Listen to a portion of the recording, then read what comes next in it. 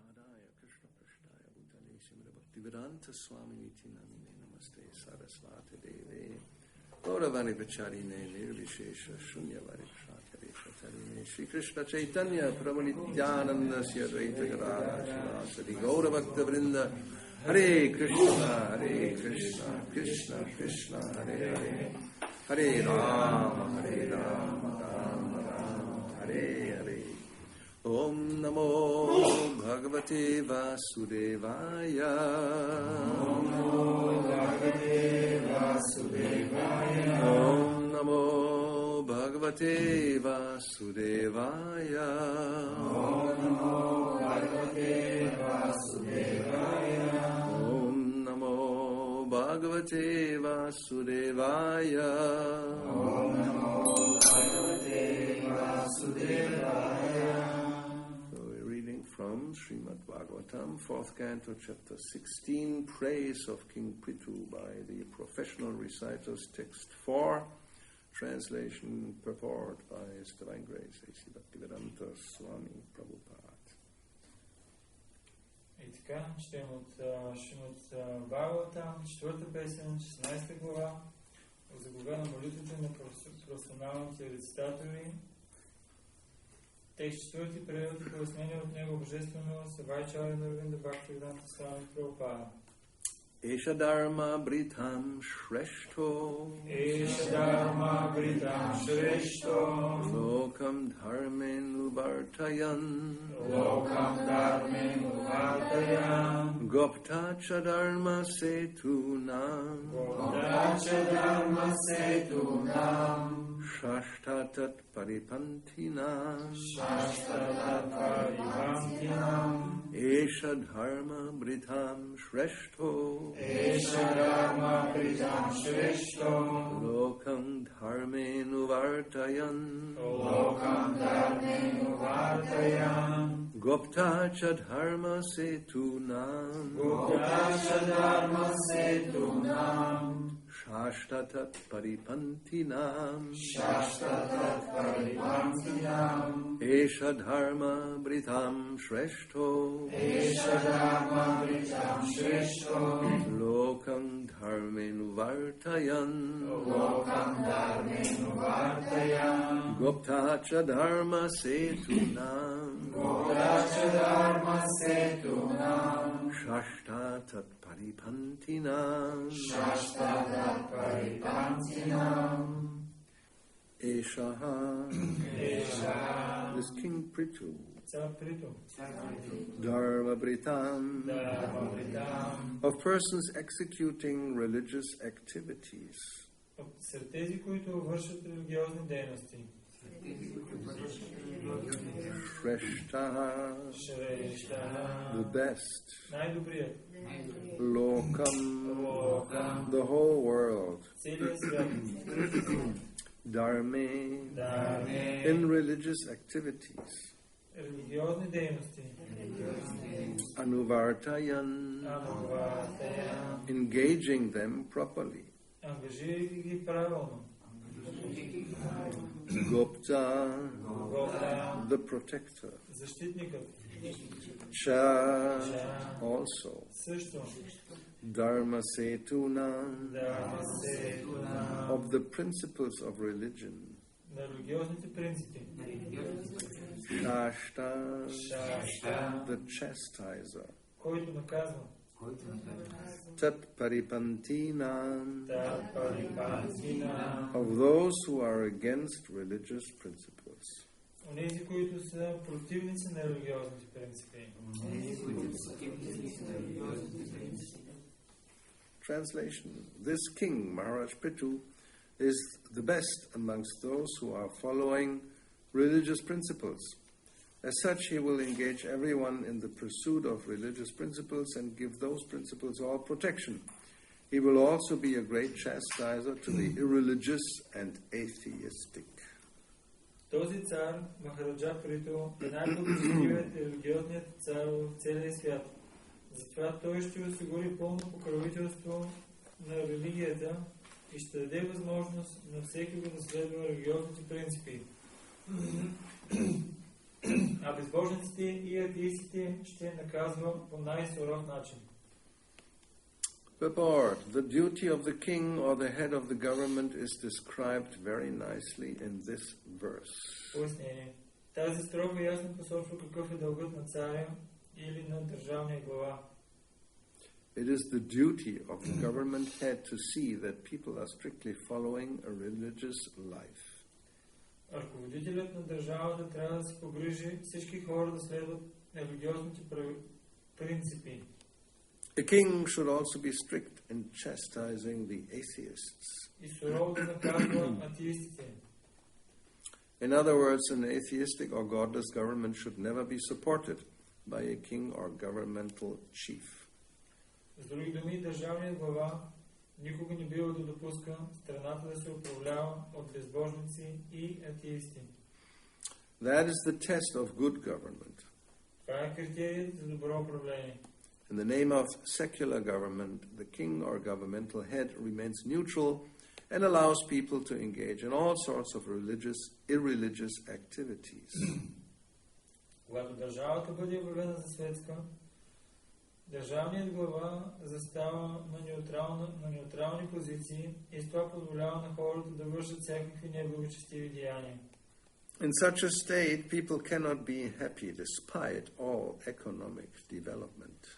В такава държава никой не може да бъде щастлив, независимо от материалното си благополучие.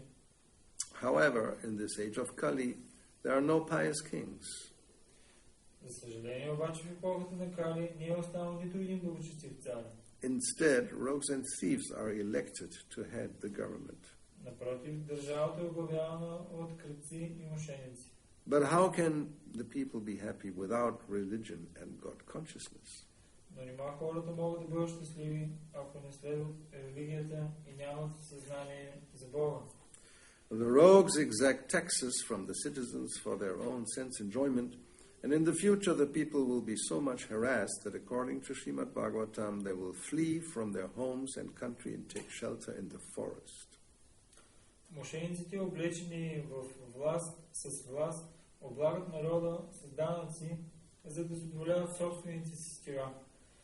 Накрая ще се стигне до там, че, както предричаше ме Бхагаватам, от нужда хората ще започнат да напускат домовете си и да търсят убежище в планините. However, in Kali Yuga, democratic government can be captured by Krishna-conscious people. If this can be done, the general populace can be made very happy. А въпреки това, дори в Кали Юга, демократичното управление може да бъде поето от Кришна осъзнати преданодарени. И ако това стане, животът на всички ще бъде истински щастлив. Eshe dharma britam shrestho lokam dharmino vartayan gopta cha dharma setunam shashta tat paripantinam. This King Maharaj Prithu is the best amongst those who are following religious principles. As such, he will engage everyone in the pursuit of religious principles and give those principles all protection. He will also be a great chastiser to the irreligious and atheistic. Този цар Махараджа Приту е най-благочестивият и религиозният цар в целия свят. Затова той ще осигури пълно покровителство на религията и ще даде възможност всеки да следва религиозните принципи. А безбожниците и атеистите ще наказва по най-суров начин. So the last pious king was King Parikshit, actually. И така всъщност последният благочестив цар е бил Махараджа Парикшит. So then when he disappeared, Kali Yuga took full force. И тогава, когато той е напуснал този свят, Кали Юга, тя започнала с много голяма сила. Yes, and Да се проявява. we can look back in history and we'll find other kings that were in the front of a state or a government. Ако погледнем назад, също можем да видим много други царе и управници на начало на управлението. Yeah, in India, there were always some king. В Индия винаги е имало някой цар. And China had an emperor. А пък в Китай те си имат император. And Russia has a Tsar, right? Цар. Ага. А пък в Русия си имат цар. And the Romans had a Caesar. А пък римляните са имали Цезар. Anyway, so if you look back in history, all these great empires, they had a leader, a powerful leader. Ако погледнем всички тези империи назад, те са имали могъщ лидер. And in many cases, the leader was the worst of all of them. А в повечето случаи лидера е бил най-лошия от всички тях. That's why he became a leader, because he was the worst.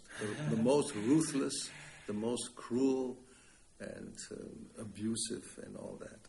По този начин той е станал лидер. Как е станал? Защото е бил най-жестокия, най-така коварния, точно така. Yes. Най-подлия, най-коварния, най-жестокия. To find a pious ruler in Kali-yuga would be very difficult. Да намериш благочестив управляваш в Кали-юга, това е нещо много трудно.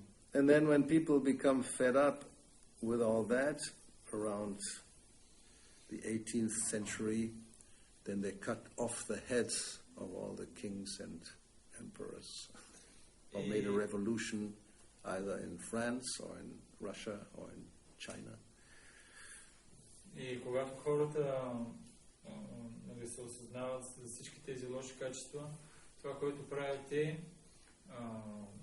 18 век отиват и почват да режат главите на царя, на краля или на императора. Or they just became decadent like the Romans and disappeared by their own, very sinful lifestyle. Или пък заради греховния си начин на живот, те просто се загубва поколението, както в римляните. The Greeks and the Romans at one time were very powerful, and they just now, even the British Empire, all disappeared in due course of time. Както имаме също и гърците, също и римляните, и голямата британска империя.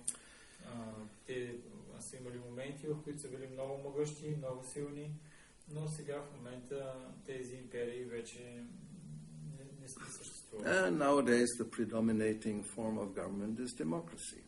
В днешно време доминиращата форма на управление е демокрацията. Which is really a third or even fourth class choice for government. It's not the best. Което не е най-добрият начин да се избере управление. Това е трета, даже и четвърта класа начин да се избереш управляващ. I mean, Kali-yuga people think this is the best form. Но в Кали-юга хората мислят, че това е най-добрата форма. Because yes, therefore they got rid of all the kings and emperors because they were either tyrants or abusive and not qualified. И затова те са се отървали от всички цари и императори. Защо? Защото те са били много такива коварни, подли и не са били квалифицирани.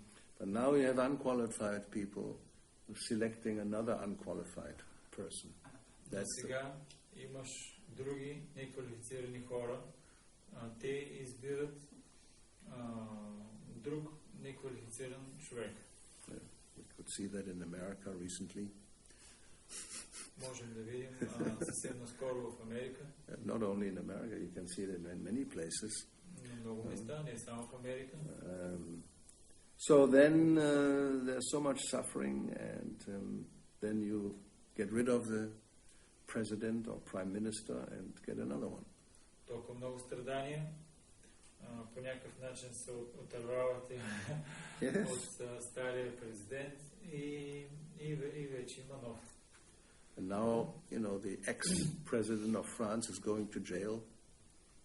Сега в момента бившия президент на Франция отива в затвора. Well, he's condemned to jail, but he's not going exactly to jail. Because, so he's, so he gets a little brace on his ankle, and they know where he is, and it's almost like jail. Officially it's 4 years of jail, but then they make some arrangements so he can just stay at home and be in jail at home. Той е осъден на затвор и трябва да стои в затвора, обаче те правят различни аранжименти и той стои в къщи, в една стая и това се брои, че той е в затвора, защото не може да излезе от стаята. Yeah, they found out corruption, as usual. That's what happened. Хващат го в корупция, както в повечето случаи, както винаги се And he was hoping to run again, and everybody was saying, yes, he has good chances for 2022 next year. But now, that's not the case anymore. И той даже много се надявал още един мандат да изкара. 2022 щял да се кандидатира и всички казвали, да, той ще още един мандат, обаче няма как да стане това сега вече. Otherwise, they do some impeachment, and then he has to step down, like Nixon had to do. And now 2 times for this one, and he just got away with it. And what is this impeachment? There's non-confidence, then then you cannot continue as you were elected. Да, както с този президент Никсън, it's nothing to do with it. Президент Никсън вече той заради различни действия загубва доверие в хората и трябва да се оттегли. Yeah, that happened before you were born, so you may not remember that. Това се е случило преди вие да се родите, така че 1973. 1973. Anyway, so this is in Kali Yuga. This is happening very frequently. You get one leader, and then he turns out not to be as people thought, and then you drag him down again. You put somebody else, and he's worse, more incompetent. Yes, it also happened. Кали Юга това много често можем да го наблюдаваме, как имаш един некомпетентен лидер или политик и хората не са доволни, свалят го, слагат на него място друг, който е още повече некомпетентен. Yes, and generally what is described here by Srila Prabhupada, you become very popular if you are promoting more and more liberties for the citizens. И това, което Шрила Прабхупада тук споменава, е човек става все по-популярен и популярен, ако той дава все повече свобода на гражданите. To allow people to engage in all sorts of irreligious activities, then they are very happy and say, yes, this is our man. Or woman, doesn't matter. Or transgender, we don't care. Anybody can go. Ако позволиш на хората да се занимават с колкото се може повече греховни дейности, те веднага казват, да, това е нашия мъж, лидер, или жена лидер, или трансджендер лидер, без значение, това няма голямо значение. Yeah, and you have to be pro-abortion, otherwise very difficult to become elected. И също трябва да си за абортите, иначе много трудно ще бъдеш избран. Yes, and then we will legalize all the drugs, no problem. Ако също направиш и различните наркотици легални, тогава вече наистина доста добре. Like in America, they tried the famous prohibition in no alcohol. This was almost revolution.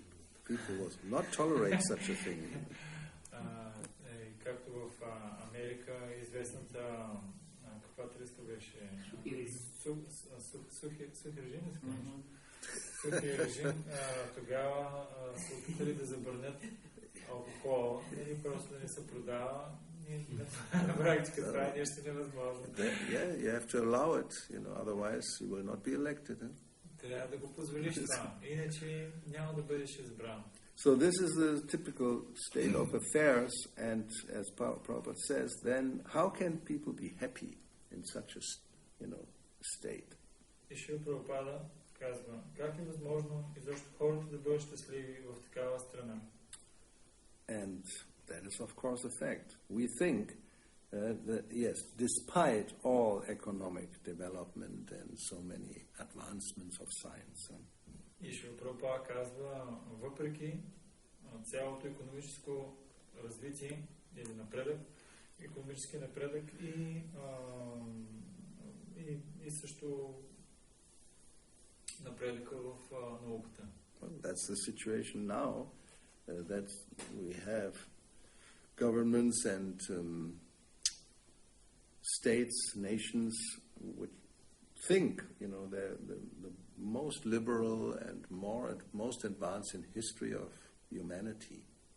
They think like that. Сега имаме правителства и водачи, за които се считат, че това са най-напредналите и също най-либералните в цялата история на човечеството. And despite of that, they are faced with problems which never before existed. Like, majority of people are always having mental health issues, depression, anxiety. How is this possible if we are so advanced and we have so many facilities for enjoyment? Въпреки целият този напредък, така, който се счита, можем да видим, че в момента правителствата са изправени с толкова много проблеми, които никога преди това не са се срещали. В момента всички хора са толкова много ментално притеснени, стресови ситуации и толкова много други неща, които как е възможно те да се появяват тези неща, ако толкова добро е правителството. So, this seems contradictory. We have more liberties, more freedom than ever before. We have more objects for sense enjoyment than ever before. Изглежда противоречиво. Имаме най-много сетивно наслаждение от това е върха, който сме достигнали в сетивното наслаждение и различни възможности също за удоволствие. Как е възможно да се постига такава ситуация? And people are more unhappy than ever before. И хората са възможно най-нещастните от всички времена. Even amongst almost children and youth, they are finding out the tendency for depression and suicide and no future and all that. И дори и сред младежите и сред децата се констатира такава тенденция към депресия и към нещастие и склонност към самоубийство. И те мислят, нашето бъдеще, ние нямаме никакво бъдеще вече. So anyway, last thing Prabhupada says is because of this democratic government, there's a possibility that devotees may become elected. И накрая Шрила Прабхупада казва, че дори тази демократично управление, дори то може да има така добра развръзка, ако предално дадените бъдат избрани. So we may try. Then if we are qualified, then the people will become happy. И не само това, ами ако сме квалифицирани, хората даже ще станат и щастливи. So now you know what to do. Сега знаете какво да правите. Anyway, so yes, theoretically that's of course true. If somebody Krishna conscious is governing, then we'll introduce religious principles. Dharma, that is in the verse, there's 3 times. Esha dharma vritam, dharma anuvartayan, dharma setunam. But then if you live according to dharma, in harmony with God's laws and nature's laws, then gradually everything becomes adjusted and people can be happy. Нещата изглеждат лесни. Ако е Кришна съзнато правителство, което установи дарма. В този стих дарма 3 пъти е спомената. Ако имаме за цел да изпълняваме дарма, тогава подробностите и обстоятелствата по някакъв начин ще са донагодят, в зависимост от мястото, обстоятелствата, и тогава хората ще могат да живеят щастливо. Dharmantu Sakshat Bhagavat Pranitam. Dharma means the laws given by the Supreme for human beings to act accordingly. Дharma означава законите, които са дадени от Върховния Бог за човешкото същество, как да действа в зависимост от как да действа. Like in a normal state, you have a government, you have laws. If people abide by the laws, you are not in trouble. You can live a peaceful life. Както в обикновената държава, правителството е създало закони. Ако спазваме законите, ти нямаш проблеми, живееш си спокойно. And if you act against the laws, then automatically you become a criminal and you are persecuted and you are always in anxiety and so many problems. And especially when you're caught. Caught? Yes, you catch you. И обратното, ако не спазваш законите, създадени от правителството, ще те преследват, ще те намерят и особено ако те хванат, ще трябва много да страдаш. Yes. So in the normal state, you may escape. It looks like you are very clever. You can transgress the law and nothing happens. В обикновената държава може по някакъв начин да се измъкнеш, така да изглежда, че си прескочил закона и се считаш за много интелигентен. Yes, but in God's state that is not possible. Но в държавата на Бога това нещо не е възможно да стане. Yes, so many agents who are taking care of you, especially material nature. Има толкова много агенти, които ще се погрижат за тебе, особено материалната природа. We know, you transgress some little laws and immediately you have to suffer. Yeah, some small, apparently not very significant laws you try to transgress, you have to suffer. Ние знаем от опит, когато нарушим някакъв дори малък такъв закон, на Бога веднага сме поставени в страдание. You overeat regularly, you're going to have big problems. Ако редовно прияждаш, ще имаш много проблеми. Yes, especially if you overeat on junk food regularly, then your health becomes destroyed even when you're still in your youth.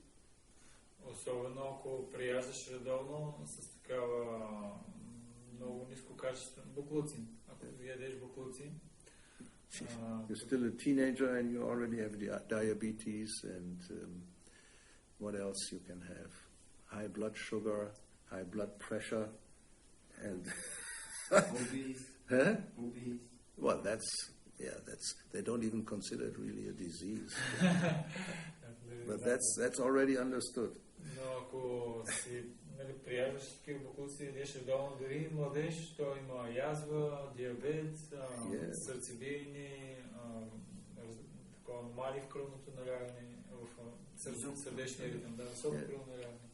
Obese leads to a lot of diseases. You may say in itself it's not really a disease, but it's a condition you are getting into by your going against the laws of nature, by eating too much than you need, and then a lot of diseases come because of that. И самото наднормалното тегло самото по себе си, то не е болестно състояние, но то води до толкова много възможности за проява на толкова много други болести. Even just your skeleton will not allow to support so much weight. You are 10 years old and you're 100 kilo flesh on your fat on your body. Then the joints you go like this, and so you cannot go against the laws. You will be punished immediately. И самия скелет, костите, които имаш, те не ти позволява да носиш толкова голямо наднормално тегло. И с течение на времето, ставите почват да се разкалват и няма как това да се осъществи. предстои. And that's just the gross level. Then what to speak of? На 10 години си 100 кг. And on a personal level, what to speak if you kill what they do, hundreds and millions of living entities every day just for eating. Then you get a lot of trouble for that. И говорим на лично ниво. Ако какво да говорим, ако за да се задоволиш капризите на езика, убиваш стотици, хиляди и милиони животни, за да ядеш. Тогава ще имаш много проблеми. But all these activities are based on atheism. Но всички тези дейности, те се базират на атеизъм. Then you think you can do whatever you want to do, and that's real freedom. We are free. И тогава ти правиш това, което искаш да си правиш и казваш, аз наистина съм свободен. Аз сега съм наистина свободен. And the government that allows this, it is praised by those atheists. Oh yes, it's a very good government. They give no restrictions. You can do whatever you want. И правителството, което дава пълна свобода на своите граждани, се възхвалява от тези атеисти. Те казват, това е много добро правителство. Позволява на подданиците да правят всичко, което си пожелаят. Like Prabhupada used to say, even from nowadays, maybe you're saying 100 years ago, meat eating like in India and Bengal specifically, was never open. It was maybe in some backyard somebody would kill some animal and then sell it to the neighbors, but it was not official. Eating meat at home was, nobody would really do that. What to speak in public? И Шрила Прабхупада обяснява, че горе-долу 100 години от сега назад, особено в Бенгал, в Индия, особено в Бенгал, убиването на животни, може и да е имало нещо малко, но не е било така публично. А примерно някой с кришъм убива някакво животно и може да продаде нелегално някаква част на съседа, но изобщо не са си помислили, че може публично да се убива и да се продава. Drinking, the same thing, was not. There were no shops. Nowadays you have wine shop and you have butcher shops and you have slaughterhouses. Before, the government did not allow.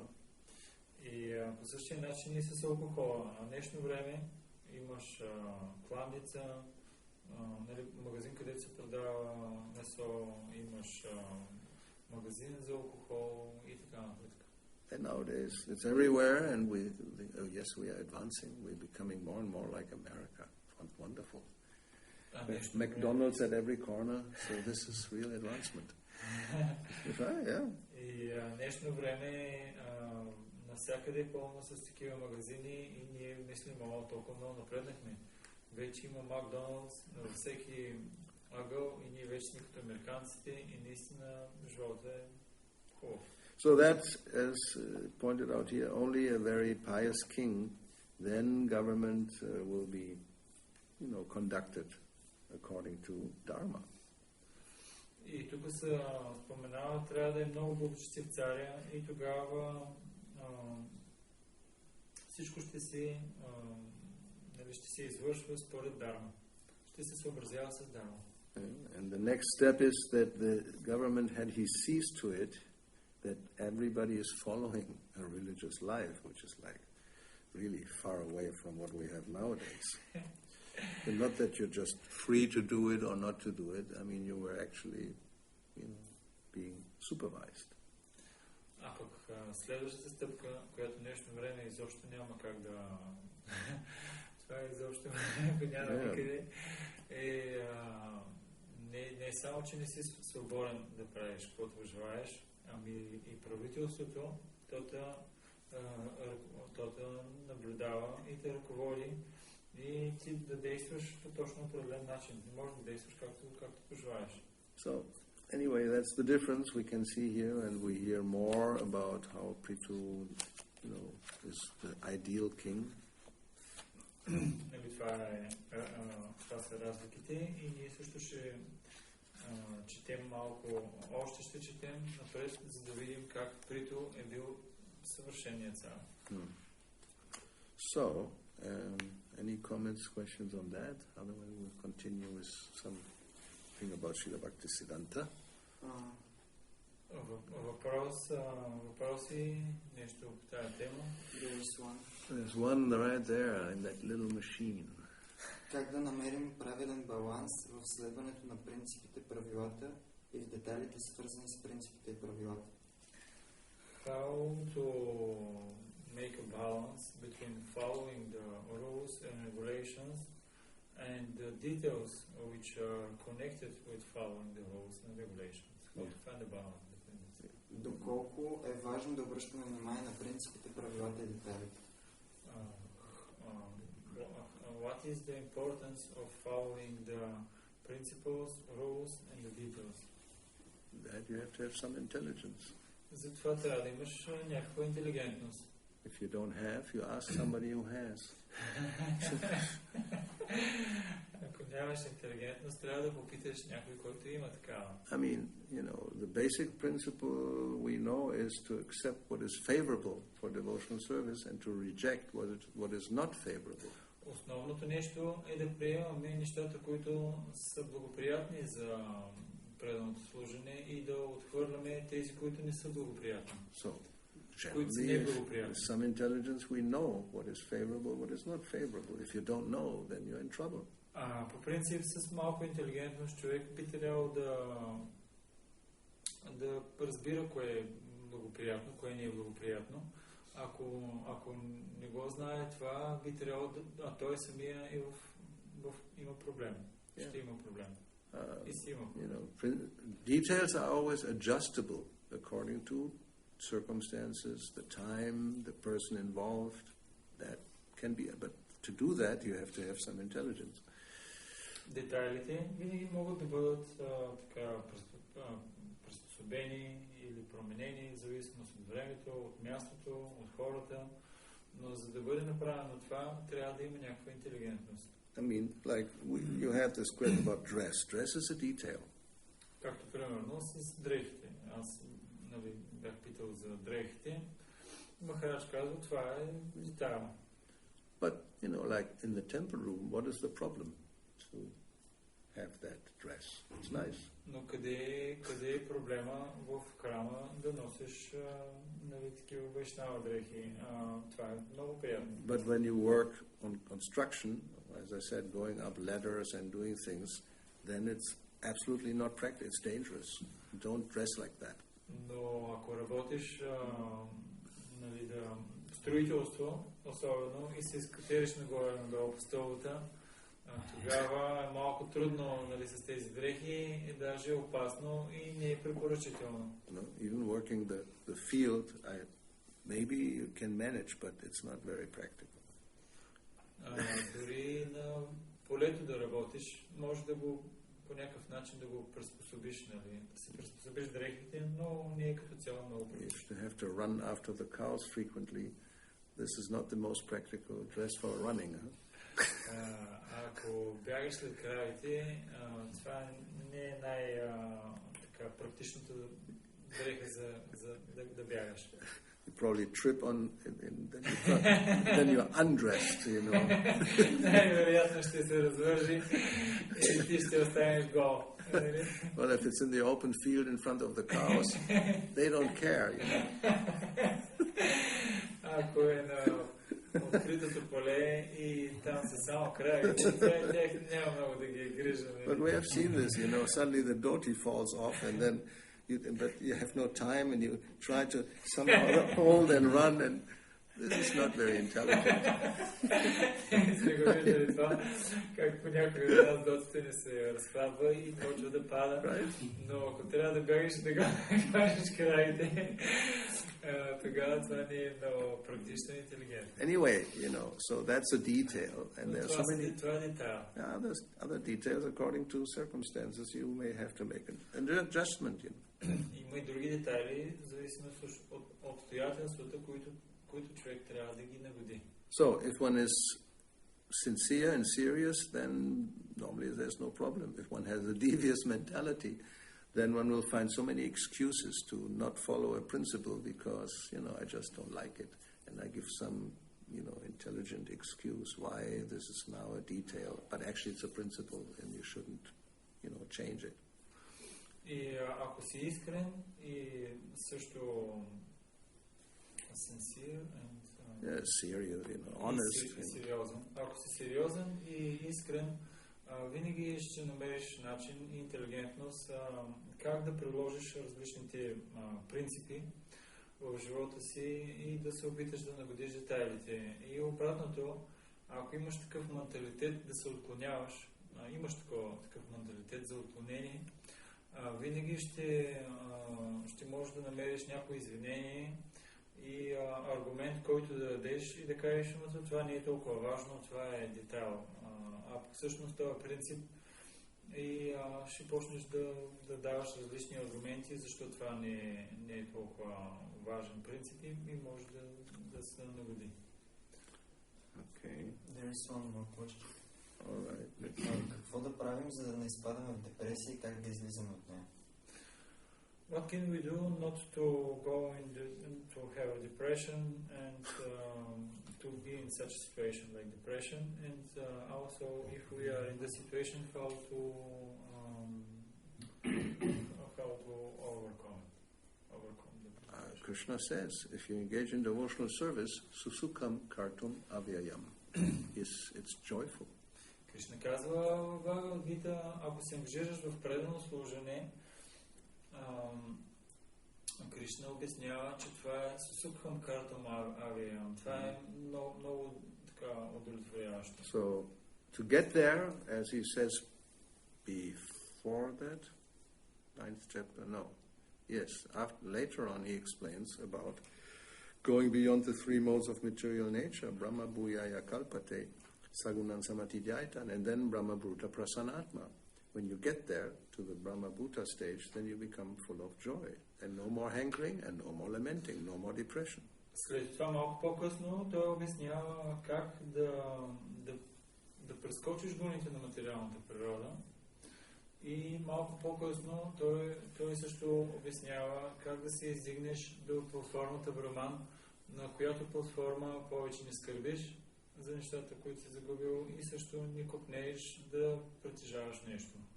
Bhagavatam, we also have verses about that. Prahlad Maharaj says it, that Tvadvirya Mahamrita Gana Chitam, if my mind is absorbed in the nectar of your glories, speaks to Nishingadev, then I don't have any problem, even if I'm in the material world. И също виждам от Бхагаватам, молитвите на Прабхупад Махарадж можем да намерим. Той е казал, откакто ума ми е заед с процесите на правилното служение към тебе, аз няма за какво изобщо да скърбя, няма нещо, което да ме притесни. Yeah. And before that, if rajas and tamas become less and less, then the piercing in the heart disappears and you become satisfied. И също преди това етапа, на който раджаци и тамасите намаляват, тогава притесненията на сърцето, в сърцето те намалят, изчезват и спокойствието се установява. And if not, then asatgrahat sada samudvigna. You're always in anxiety as long as we identify and desire so many material things. И ако не е това, желаейки толкова много материални неща, ние винаги ще сме притеснени. These questions, you have all the answers if you read Prabhupada's books. За тези въпроси ще намериш всички отговори, ако четеш книгите на Шрила Прабхупада. I just quoted a few things from memory, that's all. But if you really get into it, you find lots of information. Сега цитирам няколко стиха просто по памет, но ако наистина разгледаш, добре потърсиш в книгите, ще намериш толкова много информация. So, basic thing, chanting, that's devotional service also. If you do it correctly, you'll never be depressed. И основни неща да кажем, правилно възпяването, ако го правиш правилно, никога няма да се депресираш. Hearing and chanting, that's the basic. If you do it properly, without offense, no depression, for sure. Слушане и възпяване, това са основните процеси, ако ги правим без оскърбления, без грешки, със сигурност няма да изпадне в депресия. And if you feel depression and anxiety, that means you're still very much attached to material, whatever it may be. Your home, your family, your car, your dog, or your mustache, or whatever. А пък ако така се чувстваш притеснен и депресиран, със сигурност трябва да знаеш, че имаш някакви материални привързаности, било то към семейството, към кучето, към колата, към мустака си или към нещо в този свят. If you become attached to cows, it doesn't happen. Just the opposite. Depression and anxiety will go away. А пък ако се привържеш към краите, точно обратно. Не, че се депресираш, ами даже депресията и притесненията те изчезват. You ask him, whenever he's depressed and in anxiety, he goes and embraces one of the calves and he comes back smiling. That's the proof. Да, има доказателства. Може да го попитате, когато той се почувства депресиран или някакви притеснения, отива, прегръща си теленцето и вече се усмихва и всичките му проблеми са разрешени. Or you may also take the sweet rice and sandesh from Gaurachandra, and then you also begin smiling. Другия вариант е да си похапнеш добре от сандеша, сладкия рис и халвата от Gaurachandra и със сигурно ще се усмихнеш. There's many ways. Има много начини всъщност. Some mango nectar available. Some other nectar, just, hot milk with honey. Not too hot. Warm. So it doesn't become poisonous. So, you also begin to smile. So there's many ways. Има много начини. Различни нектари, мангови нектари, също и мляко, така горещо, с мед. Нали, не твърде горещо. Yes. Нали, има много начини, по които да... Anyway, prasadam is a great antidepressant. Праsadam е много велик антидепресант. I think. Okay, so we have to have some time for... But we don't have breakfast, so it's good. Oh, yes. Wow. She was the first. Okay. So? Yeah. Okay. Let's get to it. Добре. В този стих на Шиман Бхагаватам се говори за царе, крале, императори, тези, които са получили власт в този живот. Да, кажи го целия, аз ще го обобщя, за да може по... Добре.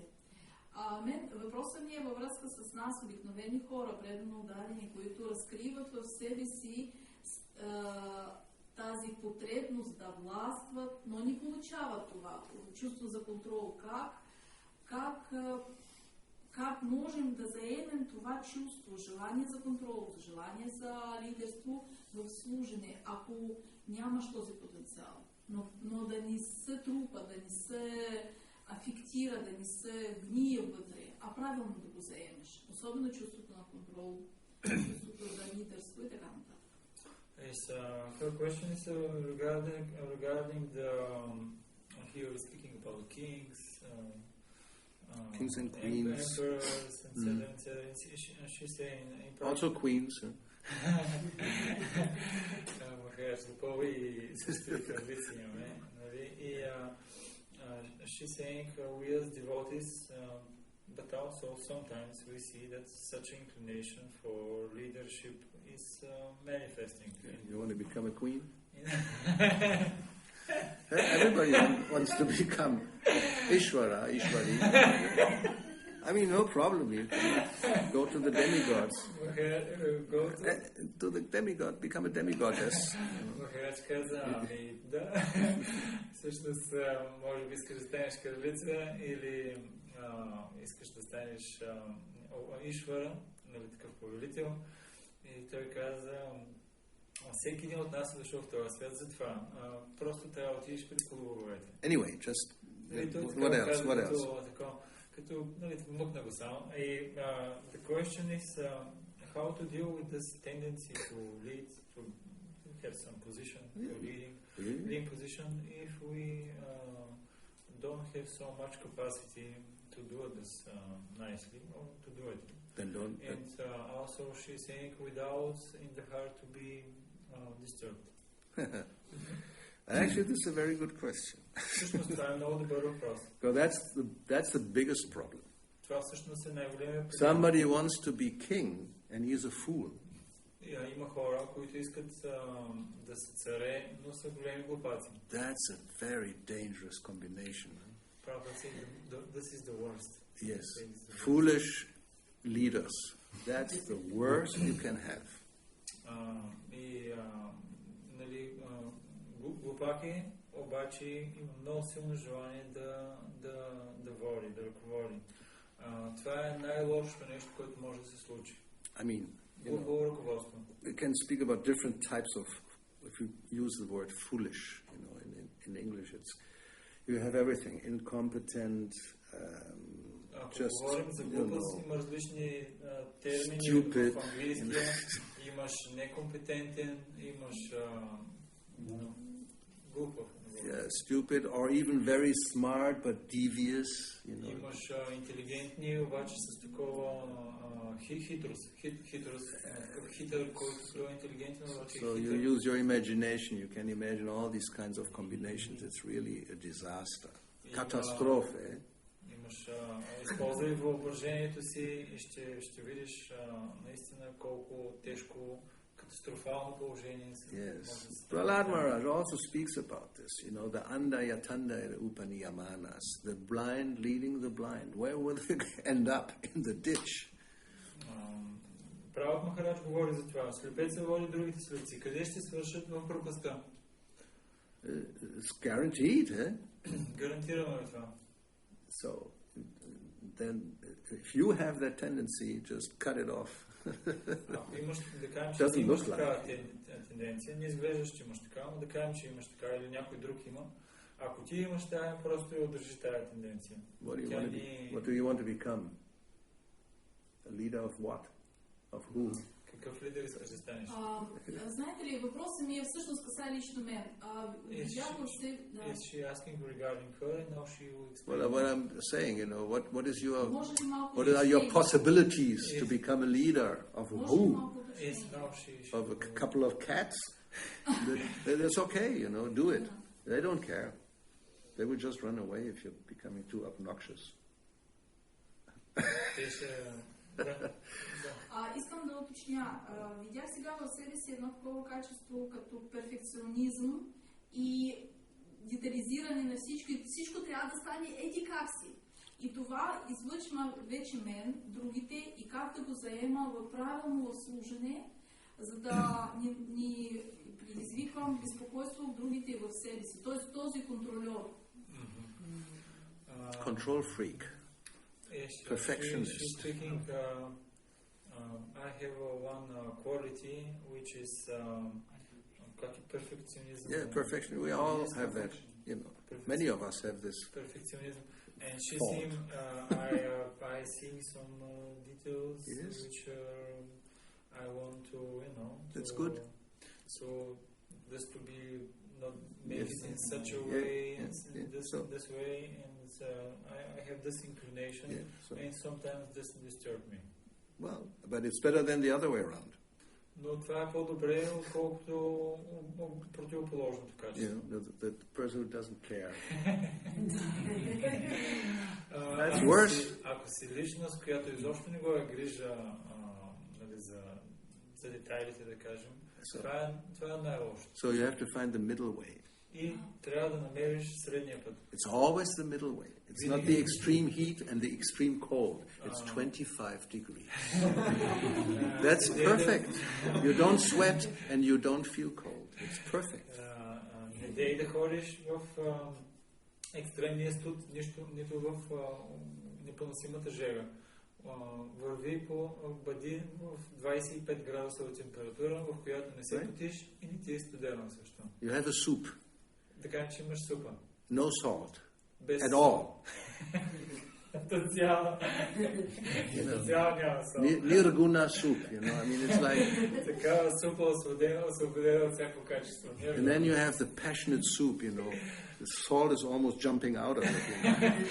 Имаш такава Or chili, you know. супа, от която... So in between, just a little bit, so the taste comes out. That's the right Имаш way. такава супа, от която подскача сол и двете чушки. I mean, even sugar is the same law. It's the same law. Трябва да е по средата. Да се сложи малко, колкото да подчертая вкуса. И по същия начин и захарта. If he has a passionate day and he puts, 1 kilo sugar with 1 liter of sweet rice, it's going to be a problem. Only he will eat it, nobody else. Even he may not eat it. But then he has to eat it. Just to take the lesson. And it's boga because it was not accepted by the Lord. И да кажем, че той има много такъв разгорещен ден, страстен ден и е сложил 1 килограм захар в 1 литър сладък ориз. И толкова е сладки ориз, че никой не може да го яде. И аз казах, че и той даже няма да иска да го яде. Има хараш да пълни, обаче трябва да го изяде, за да се научи урока. And then if you have 1 liter of sweet rice and you put, 1 teaspoon of sugar, I put sugar, it's okay. Then, okay, it's milk with rice. I mean, it's okay. Yeah, but it's not sweet rice. It's just rice with milk. That's all. Maybe very healthy, more or less. И да кажем, че прави сладък ориз, обаче сложи само една супена лъжица захар. И той каже, аз сложих захар. Сложих захар. Той е спокоен, обаче това може да е мляко с ориз, който даже да е здравословно, но не е сладък ориз. I mean, it's a certain amount. He knows the amount. That's the right amount. Има точно определено количество, което трябва да се сложи и той знае какво е това. And it's in the middle. И това е в средата. The golden middle. Even the Greeks, they already knew this. Aristotle, the golden middle. Дори древните гърци и Аристотел, те са го знаели. Това е златната среда. It's by experience, it's common sense. Това е въпрос на здрав разум от опит, който имаме. Опита, който имаме. Like Krishna says, you don't sleep too much, you don't sleep too little. There's a certain amount you need, and that's it. Както Кришна казва, не дей да спиш нито твърде много, нито твърде малко. Трябва да е точно колкото трябва. Това, което имаш нужда. Even recreation, there's a certain amount you will need, and not too much, not too little. I mean, it's the golden middle. По същия начин с възпроизвеждането. Нито твърде малко, нито твърде много. Трябва да е златната среда. So, and perfection is impossible in the material world. So you try it as... impossible. Yes, it's not possible. Therefore, you try, your best, common sense. You don't waste, 24 hours in trying to adjust something which, after half an hour, it's okay. It's, it's working. If it works, don't fix it. We have this law. That's right. It worked.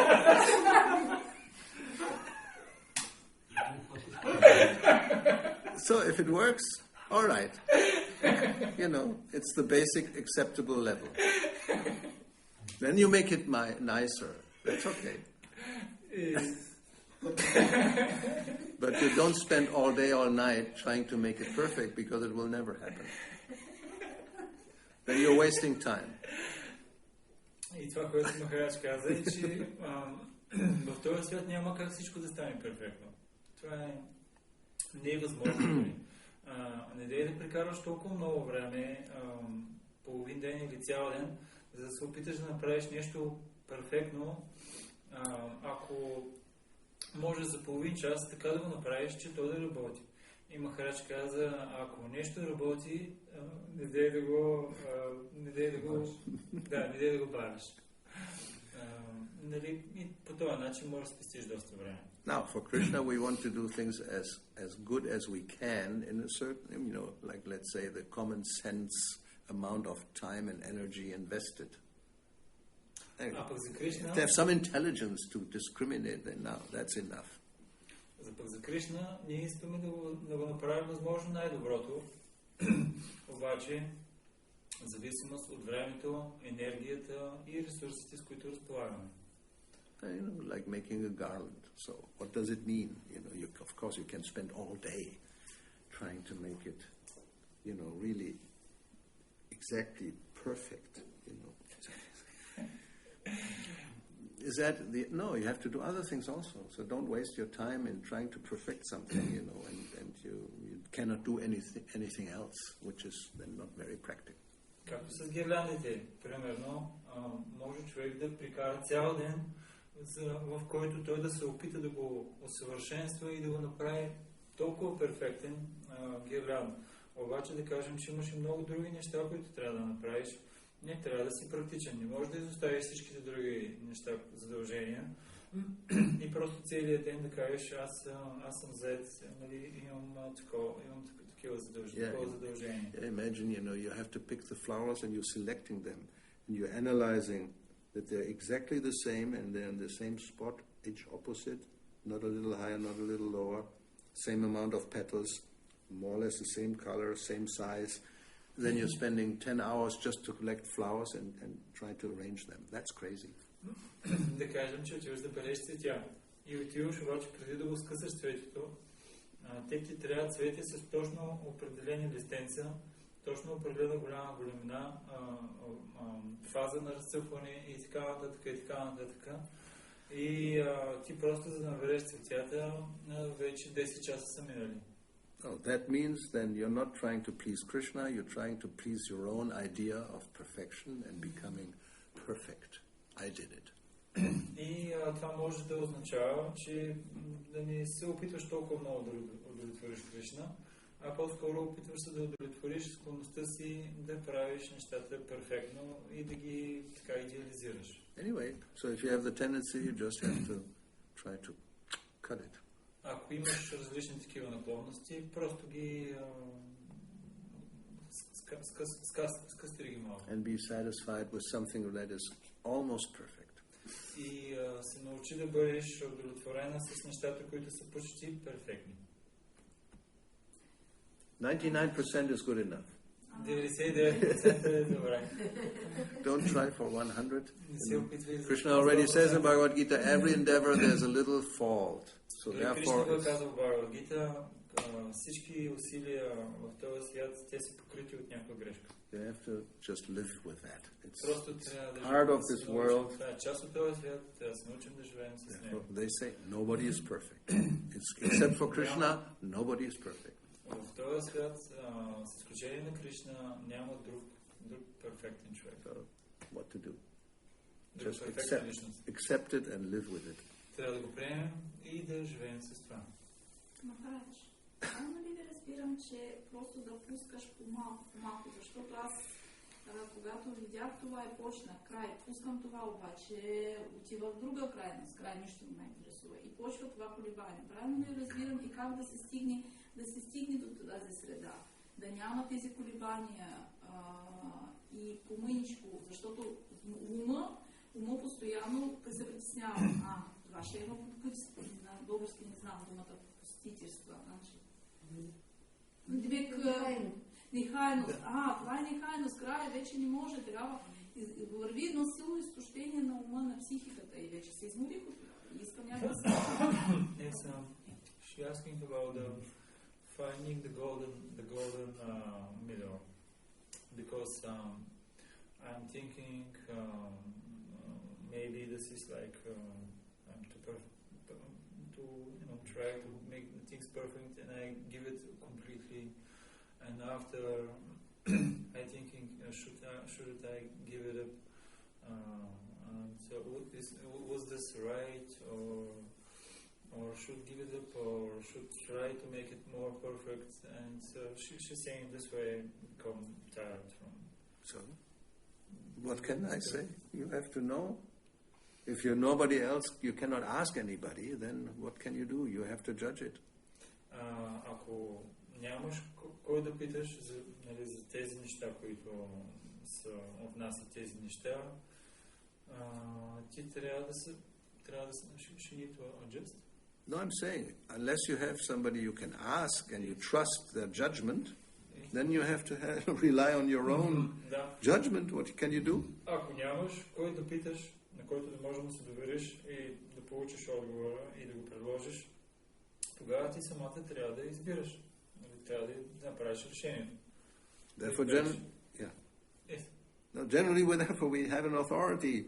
И затова в повечето случаи би трябвало да имаме авторитет. We can consult, да се консултираме. Like, therefore, the spiritual, you do some service, and when, it's good, it's nice, thank you. Then that's it. You don't have to, but, then that's already your fault. Yes. И затова си имаш авторитет. Духовен учител, когато си направил служението, ти питаш, така достатъчно ли? И той казва, това е достатъчно. И ти обаче, ако тръгнеш да казваш обаче, нали, и вече си в проблем. Especially if you think, but that's not good enough. Why did he say like this? I think this has to be done like this. I can make it better. Then you're already finished. Although he may be right, that's the wrong attitude. Особено пък ако имаш тази склонност да си мислиш, че защо той спря това служение и го направи по този начин. Има начин, по който това служение може да се направи по-добре, отколкото той го направи. Нали, за да кажем, духовният ти учител. И си кажеш, аз знам и има начин и мога да го направя по-добре от него. И дори да си прав. Ако ти го правиш и макар да каже, нали, че това е достатъчно, ти мисли за себе си, че нали... Да, точно така. Ако си кажеш, може това служение да се направи по-добре, отколкото духовният учител го направи и аз даже мога да го направя по-добре от него. И дори даже да си прав, защото понякога може да има такава ситуация, дори да си прав от гледна точка на етикета, нали, ти си вече свършен. Anyway, if you're not very sure what I'm doing is the best is you have somebody you can ask. Ако не си много сигурна за тези неща, които правиш, най-добрият начин е да попиташ някой. And if you have nobody, then you have to just take a decision. Ако пък няма кой да попиташ, трябва ти да вземеш решението. It's like an artist. I mean, when you paint something, then you stand there and look at it, No, here I have to do this. I mean, you can go on and on and on, and it will never be finished. I mean, I know it from, revising a text. It's the same principle. You go over it again. You read it again. I have to change this word. Now the sentence, okay, yeah, it's more or less okay. But then you read it after some time again. You change it again. And then you change it back that it was in the first place. I've seen it. Yes, the same with when I do the recording. Then there's a little mistake here. I have to fix this. Then you hear it again. This is too high. This is too low. This is too dark. You can go on and on and on. At one point you have to say, okay, that's it. Finish. I'm not going to look at it anymore. And it's as it is. It's good enough. И аз знам, примерно с картините или аз примерно пък да кажем, че пишеш писателска дейност или примерно правиш звукозапис на различни песни и ти четеш и викаш, тук има грешка, това не звучи много добре, малко ще променим така, за да изглежда по-добре. След това обаче минава време, ти го четеш и кажеш, то май преди беше по-добре. Връщаш го отново. И после обаче, може би тук нещо трябва да се добавя. И с песните по същия начин.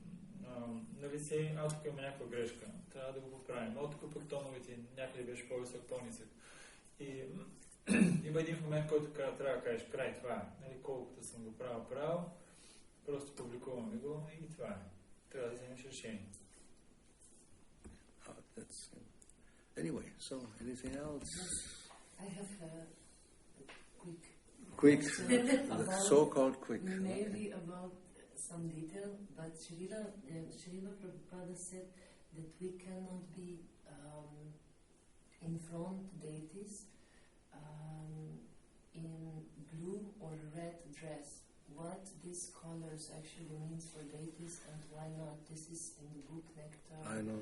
of Devotional Service, yes. Yeah, I mean it's completely blue and completely red. I think if we can investigate, we'll find out the real reason. And unless somebody knows by memory, I don't remember. Just take it, But it doesn't mean if you have a little bit of blue, then no blue at all or no red at all. That's not meant. It's meant completely covered in blue or red. It's Rajas and Tamas may speculate. Открих в Нектара на преданността, бърз въпрос имам, че Шрила Прабхупада казва, че пред божествата не трябва да се обличаш с червени и с сини дрехи. И Махарадж каза, можем да намерим точно това, което казва Прабхупада, но идеята не е така, че не можеш да имаш някаква част от дрехата, която да е червена или някаква, която да е синя, да имаш някакво малко синьо. Би било проблем, ако целият си в синьо или целият в червено. Ние можем малко да спекулираме, знаем, че това са цветовете на Раджагуна и на Тамагуна. And light blue probably doesn't fall into the category. Pink also not. А пък светло-синьото не влиза в тази категория, също и розовото.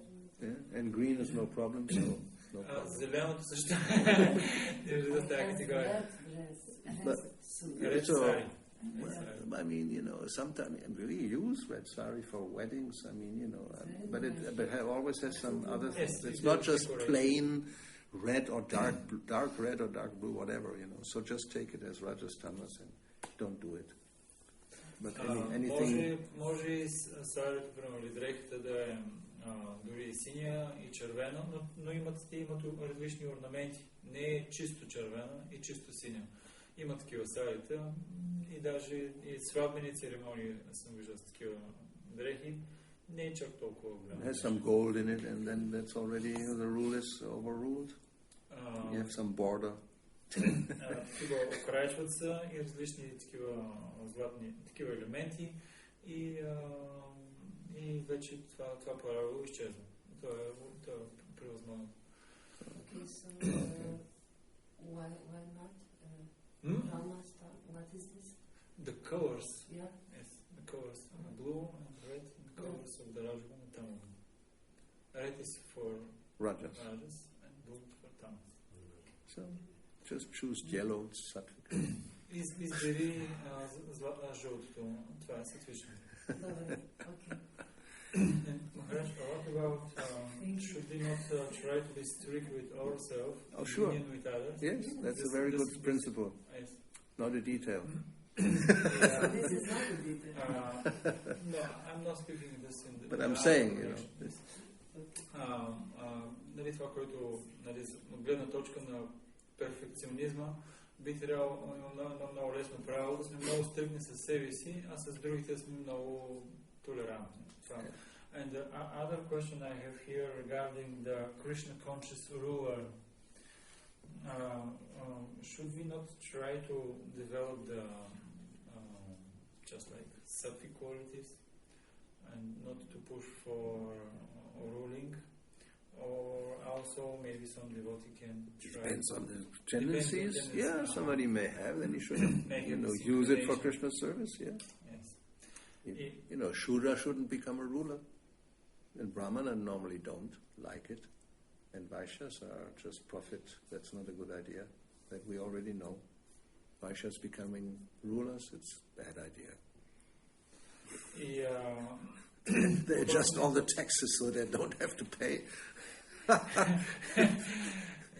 Въпросът ми е свързан с трябва ли да полагаме такива усилия да създадем Кришна съзнат лидер или по-скоро да се опитваме да си изградим такива сатвични качества. Нали, Махарадж каза, това зависи от склонността на човека. ако има такава наклонност и той развие качествата необходими за да ръководи, да е Кришна осъзнат, нали това е добре. Но ако е шудра, не би трябвало да бъде поставена на такава позиция. И вайшите също виждаме, че това също не е добра идея, защото те постоянно слагат различни такси, а те се опитват да се измъкнат от това да плащат. Anyway, so I think we should change our subject because it's the appearance day of Srila Bhaktisiddhanta Saraswati Thakur. Сега променяме темата, нашата тема, отиваме с темата за появяването на Бхактисидданта Сарасвати Тхакур. So as everybody knows, he's the son of Srila Bhaktivinoda Thakur. И както ние добре знаем, той е сина на Шрила Бхактивинода Тхакур. And he appeared in 1874 in Jagannath Puri. И той се появява 1874 в Джаганат Пури. So let's see what we have here for information. Then I think it was said that at his birth the cord from the mother was wrapped around his body like a Brahman thread. Това, което аз изпълням е, че пъпната връв на Бхактисидданта Сарасвати е била омотана около неговото тяло като браман на шнур. Then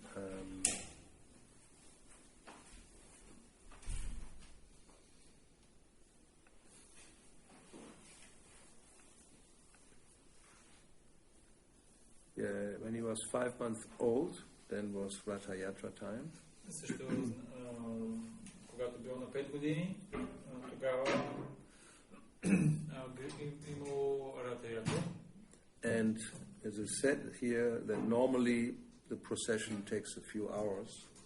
И ние знаем, тук се казва, споменава, че обикновено шествието продължава няколко часа.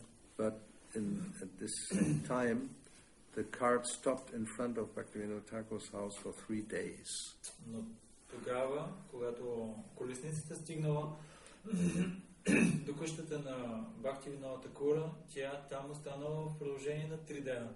So Bhaktivinoda Thakur arranged for continuous sankirtan around the cart.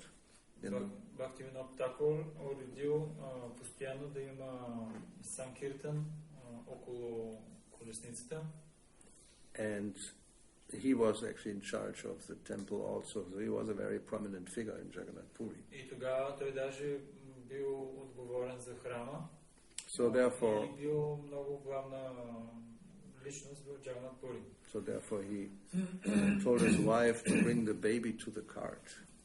И той казал на жена си да закара бебето към колата. He was 5 years old? 5 months. 5 months. Той е бил на бебе на 5 месеца и той казал на съпругата си да закара бебето пред колесницата. Yeah, he was born in February and Ratha Yatra in July. Той е бил роден в февруари, а Ратha Yatra е юли месец. So therefore, then the baby was put to the lotus feet of Lord Jagannath, and with one hand he touched the feet of the deity. И бебето било сложено в лотосовите нозе на Бог Джаганат и с едната ръчичка то докоснало лотосовите нозе на божеството. And the garland fell down from the deity on the child. И тогава гирлянд паднал от божеството върху детето. And the same day there was this Anaprashana, first time when they take grain, he was taking Jagat Mahaprasadam. Srila Bhaktisiddhanta as a baby. И тогава има такава церемония, в която Шрила Бхактисидданта се свати като бебе, първият ден, в който той приема зърнено и той взел такъв Махапрасада. And there's this one incident, he was 4 years old only, and he took a mango before it had been offered to the Govardhan Shila. Имаме друга случка с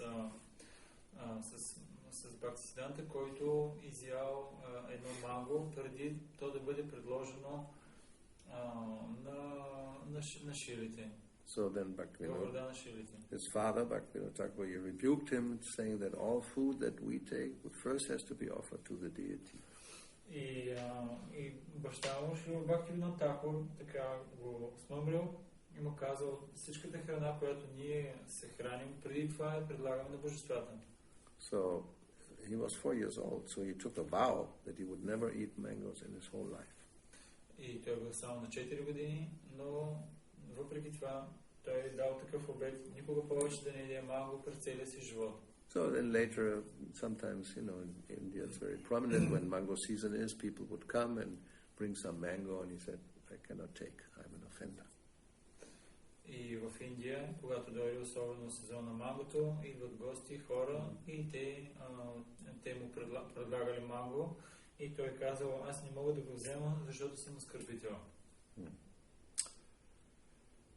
So let's see some of his teachings, because time is going on about Понеже времето напредва, нека да погледнем някои от неговите учения. Yes. So let's see whether we can get here.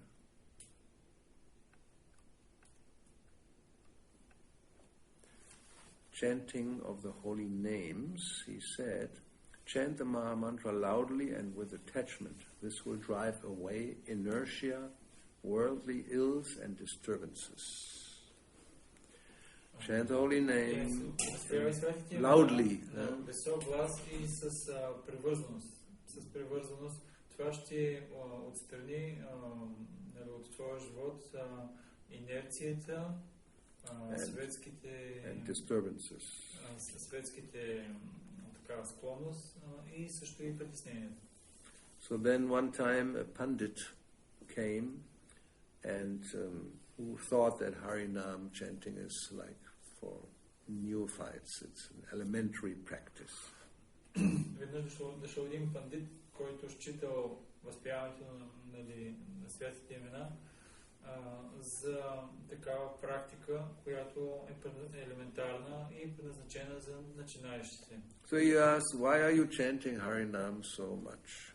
И той питал, защо толкова много възпявате Харинам? So Srila Bhaktisiddhanta Saraswati answered that he gave the example of a young child who learns to write ABC. И Шрила Бхактисиддhanта Сарасвати дава пример с младо дете, което се опитва да научи азбуката.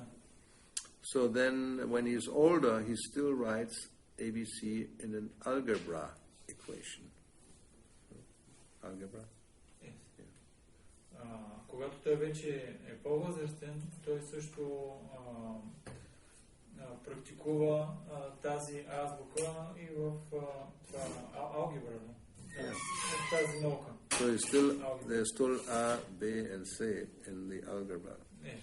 So then, там също в тази наука, да. So therefore, също има А, Б и С. the grandmother may ask, why are you still practicing ABC when like when you were 5 years old? И да кажем, че порасналата му майка може да го пита, защо ти все още продължаваш, въпреки че си вече по-отраснал, да използваш А, Б и С. So she doesn't see that what appears to be the same exercise, now it's actually on a higher level. И тя обаче не може да види, че това, което изглежда така елементарна азбука, вече тя е на по-висше ниво. So chanting Hare Krishna is postgraduate dharma. Да повтаряме Харе Кришна, това е така висшата дарма. Just as you never become tired of calling your children's name every day, както никога не се измараш да повтаряш името на твоето дете всеки ден. So the same way when we chant Krishna's names with love, we don't become tired.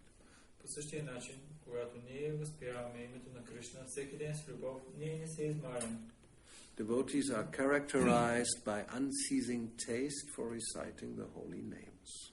Един преданодарен може да бъде на две характеристика зависимост от вкуса, който той има да възпява святите имена. We want to chant more and more. Ние искаме да възпяваме все повече и все повече.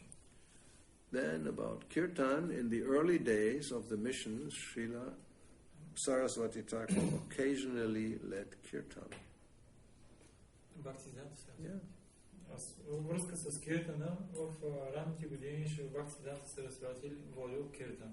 However, not being very musically adept, later on he did not lead kirtan or played instruments, but simply joined in singing with the others.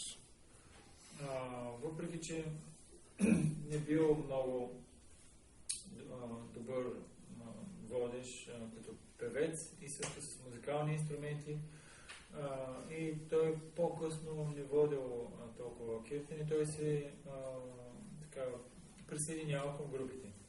And he would say, if you don't know how to sing, open your lips anyway and recite the holy name. Той казал, дори да не знаеш как да пееш, нали, не си много добър певец, просто си отваряй устните и произнасяй името, святото име. And even if you don't sing expertly, chanting the name is kirtan. Дори и да не можеш да пееш перфектно, експертно, да възпяваш имената на Бога, това е киртан. Then he gave instructions about performing kirtan. След това той дава инструкции как да се прави киртан. So Hari Kirtan is the perpetual and natural function of all the faculties of the jiva. Perpetual. Yes, continuous or eternal. И така, възпяването на светите имена, това е изначалната, това е вечната склонност на дживата. Yes, it's the natural function of all the faculties of the jiva. Това на всички функции на дживата. In the state of freedom from all affinities to this changeable world. Yes, it's not easy. В такова състояние на infeasible. Freedom from all affinities to this changeable world. В състояние на свобода от всички такива привързаности към материалния свят. Because the absolute truth is identical with Hari. Защо? Защото абсолютната истина е идентична с Хари. Hari has to be served exclusively, constantly, and by all the faculties of the soul. На Хари трябва да се служи постоянно, без прекъсване, and with all faculties. С всички целия капацитет, всички качества. Capacities. Да, целия капацитет и качество на душата. The only function of the voice is to chant Hari Kirtan. Единственото предназначение на гласа е да възпява Хари Киртан. Which is non-different and inseparable from simultaneous service to Hari by all the other senses. Which is non-different and inseparable from simultaneous service by all the other senses. От служенията, които се отдават с другите сетива. How can we understand this? How can we understand this? Well, now you will explain. One who does not employ his voice incessantly, този, който не ангажира своя глас така постоянно или неотклонно, and exclusively in chanting Hari Kirtan, и така по невероятен, да, моля? Изцяло само за това. Exclusively, това е. Изцяло само за това. If one does not do that, then one has no access to Hari Seva by any other means. Той няма достъп до другото служене на Хари с други средства. По никакъв друг начин не може да дава служене на Хари. So somebody who doesn't chant, then any other service is practically, it's not really devotional service. Ако да кажем, че има някой, който изобщо не успява, за него трябва да знаем, че никакви други служения той не е способен да отдаде. Therefore, Hari Kirtan must be chanted while being humbler than a blade of grass. Затова Хари Киртан трябва да се извършва с настроението човек да е по-смирен от сухата сламка. There cannot be any worldly vanity. Vanity, you know what that is? Somebody who's in front of the mirror and says, look at me. И място не остава за такава светска суета. Or seeking after any worldly advantage. Или да търсиш някаква светско такова полза. The only object should be to please Hari. Единствената цел трябва да бъде удовлетворен Хари. Then kirtan performed for sensual satisfaction is not Hari Kirtan. А по киртан, който се извършва за такова сетивно удоволствие, това всъщност не е истински киртан. Kirtan is not to be performed only through melodious musical tunes, chimes and the like. Киртан не е само нещо, което се прави с правилния музикален тон и с правилните музикални звуци, които се харесват. Sri Chaitanya Mahaprabhu has not asked us to be proficient in high-class music. Шри Чайтаня Махапрабху не ни е молил, не ни е казал да бъдем такива най-висши музикални музиканти. Да. Yeah. And become well practiced in the airs of accomplished musicians. И да станем така добри практикуващи сред музикантите. He has always asked us to always perform Hari Kirtan. Той ни е казал винаги да се ангажираме в Хари Киртан. And that which is meant for gratifying the mundane senses is not Hari Kirtan. Това, което е предназначено да задоволява светските сетива, това не е Хари Киртан. And that by which Krishna's senses are satisfied is Hari Kirtan.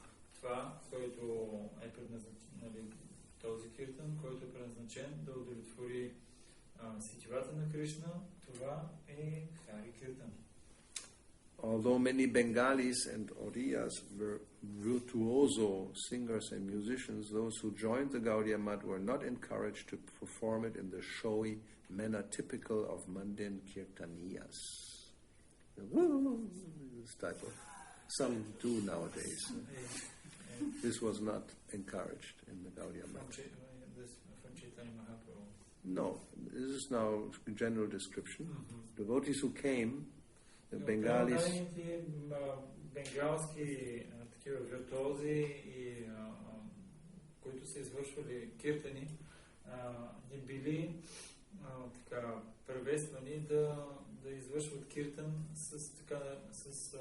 има такива виртуозни, много добре звучащи такива звуци. Вие не сте го виждали, аз съм го виждал това. Да, с А и така нататък. Има такива неща. Nobody can follow when they sing just. Всъщност никой не може да следва начина, по който те пеят, всички само така ги гледат.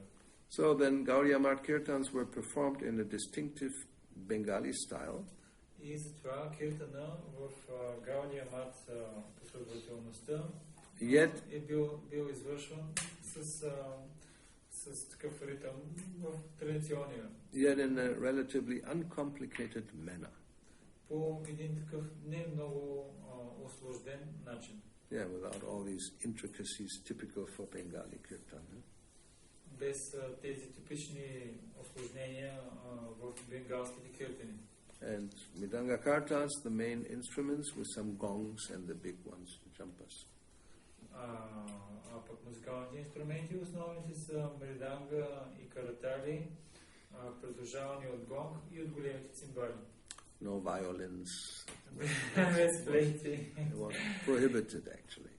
It was prohibited. They would Било use. даже забранено.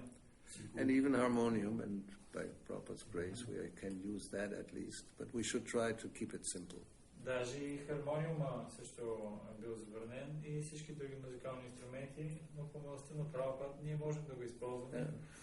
He used tampura as a company, you know, but not violin or esraj, this one that goes like this.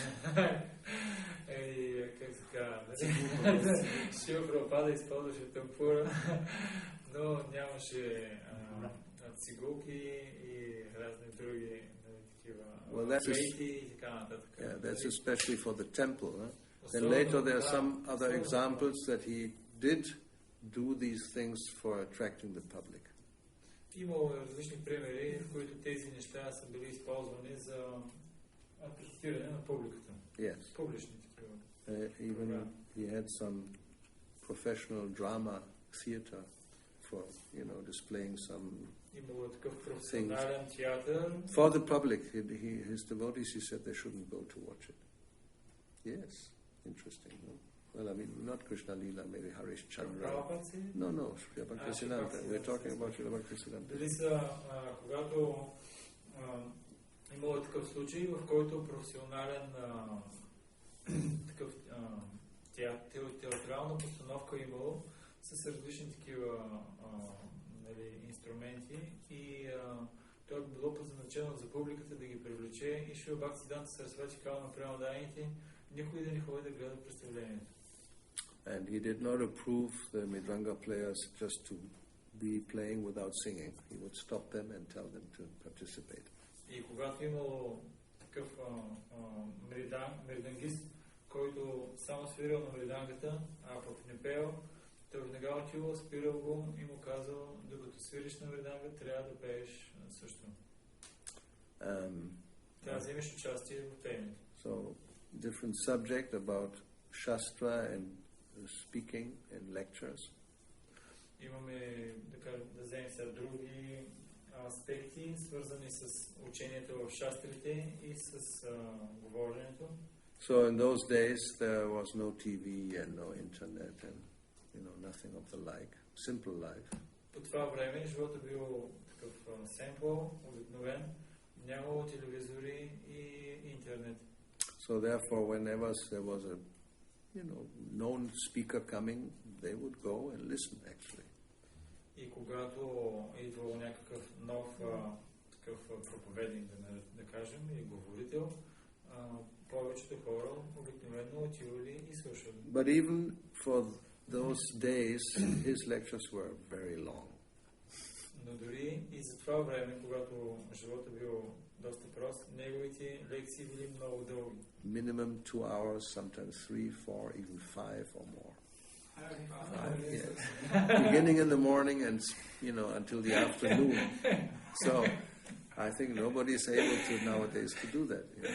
И неговите лекции, дори за това време, когато хората са били по-прости, нямало интернет и телевизия, те продължали толкова дълго, че били най-малко 2 часа, 3, 4, понякога стигали и до 5 часа. Започвал сутрин и следобед свършил къса. One place in 1918, he would start early in the morning until the early afternoon lecturing.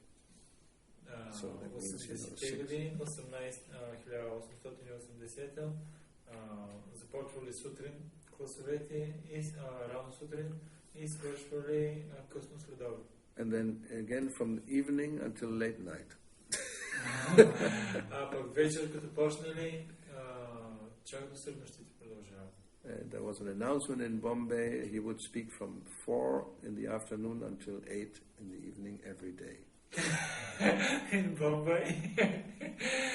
Има такава реклама за лекциите на Махарадж, които ще започват от 4 часа следобед и ще продължат до 8 вечерта.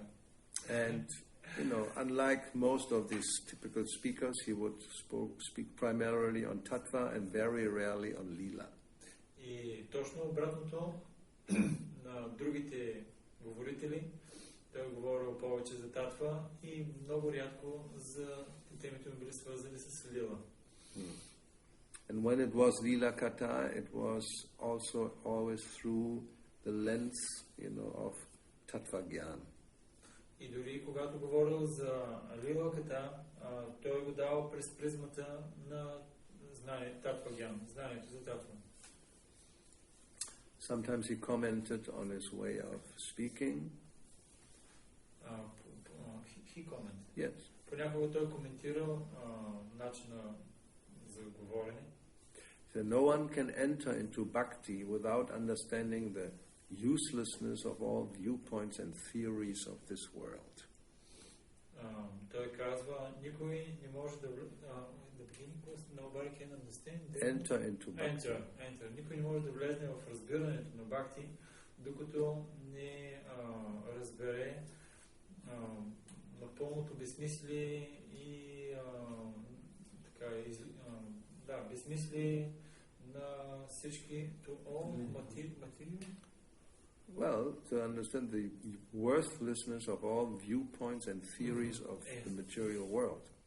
На всички други такива гледни точки и мнения в този материален свят. Значи всичко това е безполезно. Ако не го разбереш, не го реализираш, няма как да влезеш в разбирането за бхакти. People are committing common errors, common mistakes, yes. And I tried my best to explain their faults. Хората така извършват обикновени обикновени грешки. Точно така, често срещащи грешки и аз се опитвам да ги поправя. Опитвам се да им дам наставление, за да ги поправя. For this reason, my discourses are long. Заради това е причината дискусиите, които водят, да са по-дълги. We need to say so many things all at once, but if we do so, the listeners won't be able to catch it all.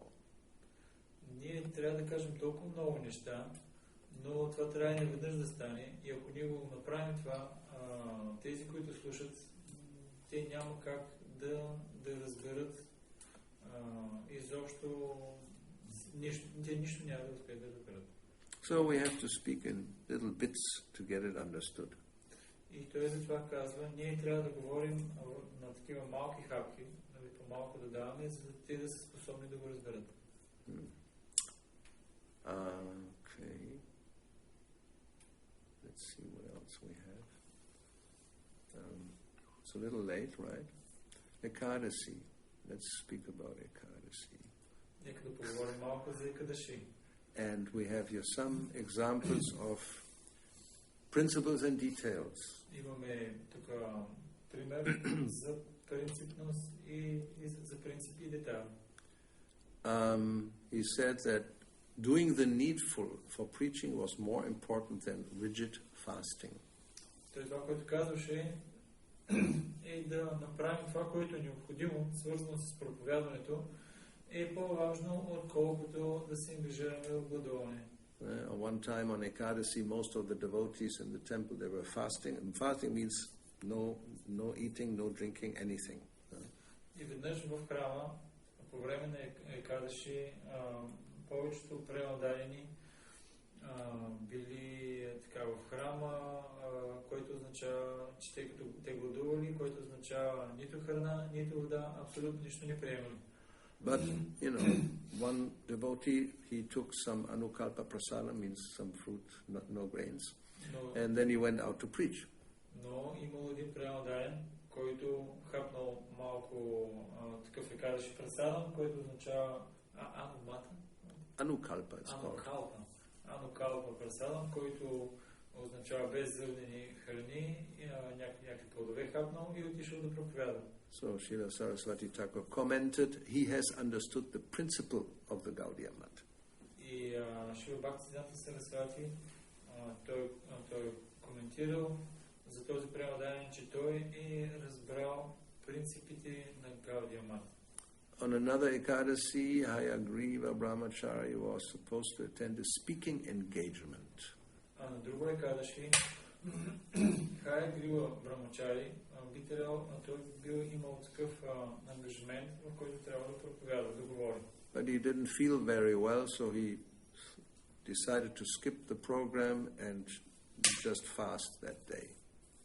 И обаче той решил тази програма да се отложи и той да гледува този ден. When Srila Bhaktisiddhanta was informed, he said, let him eat immediately and go. Когато съобщили това на Бхактисидданта Сарасвати, той веднага отговорил за този преладание, веднага да се наеде и да отиде на програмата. So 1 year before Janmashtami, he thought of going to Mathura after Janmashtami. И една година, точно след Джанмаштами, той си мислил дали да отиде в Матура. So he selected this Hayagriva Brahmachari to go on Janmashtami day to rent a house. So he had to go from Calcutta to Mathura and train, which means, you know what it means. To make the arrangements. И за да направи някои аранжментите от Калкута до Матура. От Калкута до Матура, един преладание, този Хая Грива. That's 2000 kilometers. Брамачари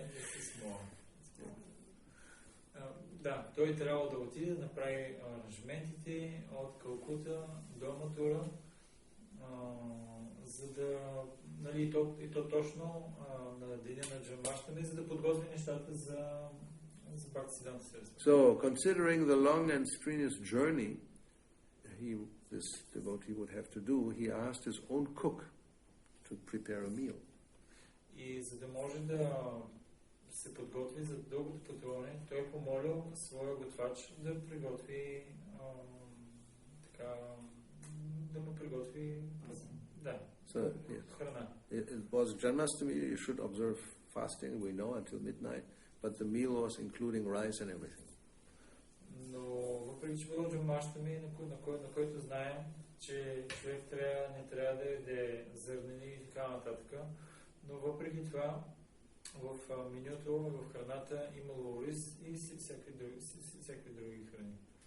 And both the cook and this, they hesitated when they heard the instruction. Yes? The cook and this brahmachari? Yeah. This was order from Bhaktisiddhanta. Well, he told, you know. Yes, he told. И когато и двамата, и готвача, и този брахмачари, когато чули, че трябва да направят това, те били много притеснени. Then on the other hand, one time a sannyasi took one rasagulla on Ekadasi and he chastised him. Because, you know, sometimes there's a slight addition of flour in the rasgulla. That was the reason, maybe. А пък веднъж можем да видим, имал един саньяси, който хапнал една расагула на Екадаши и Бхактисиддханта Сарасвати му се скарал. Защо? Защото от аромата било някакво зърнено, което е вътре в аромата на расагулата. И той му се скарал. Yeah, so then Chaturmasya, for example, he himself, for many years, he had observed it very rigidly. За Chaturmasya също знаем, че самият той много продължение, много години, много стриктно е следвал. But then after he founded the Gaudiya Math and focused on preaching, he didn't do this anymore. Но след това, когато той установява Гаудия Мат и започва с проповядването, той никога след това не е следвал Chaturmasya. So then he followed the minor rules, you know. Otherwise you just, you know, from the floor without salt, you know, really austere. Иначе те повечето от бхакти не знаят. They didn't know what is this, but you can explain it. Иначе той следвал общо приетите правила. Иначе по време на Chaturmasya трябва да ядеш без ръце храната, която ти е сипана на земята, която не е в чиния, и да ядеш храна, която е без сол. Ей, той това след това не го следва, това правило. So later on, just minor rules, refraining. They have certain foods that you don't take during 1 month, like yogurt or milk or dal or the vegetable, the green leaf vegetable. So he followed that and ate only once a day. This is only during четвърна time. След това, което той установява и приема самия за себе си, има определени храни, като зеленчуци, кисело мляко, прясно мляко и дал, които се избягват в 4 различни месеца на 14, и той тогава следва това правило. So then we have a few more things, a few instructions he gave in different times, different places. И след това сега можем да прочетем няколко инструкции и неща, които той е дал на различни места и в различни обстоятелства, различни времена. So he said, when asked about some future plans for the, preaching. Somebody asked him. Well, disciples asked him. Когато негови ученици попитали за бъдещите планове, свързани с проповядването. So he would never say, yes, we are going to do this or this will happen. Не. Той никога не е казвал, да, ние ще направим това или точно това ще се случи. He would say, if Krishna desires, it may be. Той винаги е казвал, ако Кришна пожелае, може да се случи, може би това ще се случи. And he would not say, I shall go there or I shall do this. Никога не е казвал, аз трябва да отида на това място, трябва да направя това нещо. He said, if Krishna desires, I shall go. Той винаги е казвал, ако Кришна пожелае, аз ще отида. So he considered the future as ultimately in Krishna's hands and therefore never fully predictable. Той е считал бъдещето в ръце, винаги го е считал, че е в ръцете на Кришна и също за непредсказуемо. So therefore he quoted sometimes this English proverb, trust no future, however pleasant. И той затова цитира тази известна английска поговорка, никога не се доверява на бъдещето, въпреки че то може да изглежда много светло. Или удовлетворяващо. На английски удовлетворяващо, на български светло. Once some college students, they spoke to him and said, we are doing wrong things, we know it's not good, but we do it again and again, and then we repent again and again. You understand? College students. Yes, we are doing wrong things. Yes. Имало един такъв студент, веднъж се обърнал към него и му казал, ние вършим грешни неща. И след това биваме наказвани отново и отново. So why do we fluctuate like this? Защо ние се... Постоянно правим така и така. Да, защо се блъскаме? Да. So his answer, it is hridaya daurbalyam, weakness of the heart. Отговора е слабост на сърцето. Your conscience and discrimination are not strong. Съзнанието ти и разграничителната способност не са силни. And thus you commit sins. И затова извършваш грехове. But if you associate with Krishna conscious sadhus, the influence will be injected in you. Ако обаче общуваш с Кришна осъзнат саду, това влияние то ще се инжектира в тебе. At that time the heart will be purified. И тогава сърцето ще бъде пречистено. Sadhu Sangha, association of sadhus, and Sadhu Kripa, mercy of sadhus, is necessary to overcome sin. Alone you cannot do it. Саду Санга, общуването с Саду и Саду Крипа, неговата милост, те са много необходими, иначе сам с твоите собствени усилия няма да си способен да го направиш. Да постигнеш нещо.